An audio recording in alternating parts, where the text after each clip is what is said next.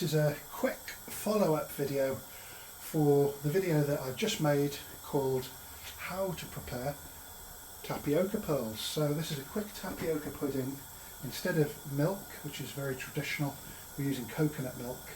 And this is for my missus.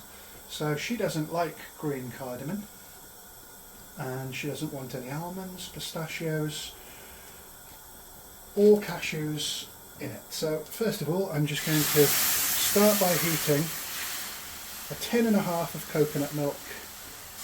And this is so simple, this recipe. It's really tasty though. Just want that to come to a gentle boil. We're going to add sugar to taste.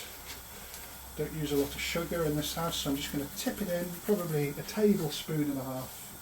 I won't even bother putting the ingredients in the description of the video because it's just so simple. There's so many different ways you can make this. Let's put a little bit of desiccated coconut in as well, just to get a nice texture, and just stir that, if I can find a spoon, just to dissolve the sugar.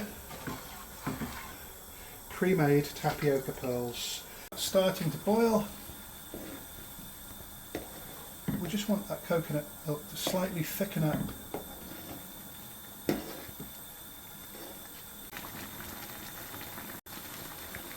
And just like when you're using coconut milk in a Thai curry, you really want the coconut milk to reduce and some of that oil to float to the top.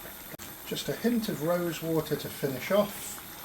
It's almost done. You can see how much the coconut milk is reduced, and that's just right. So I've just added some desiccated coconut to the top for garnish, along with a few strands of saffron.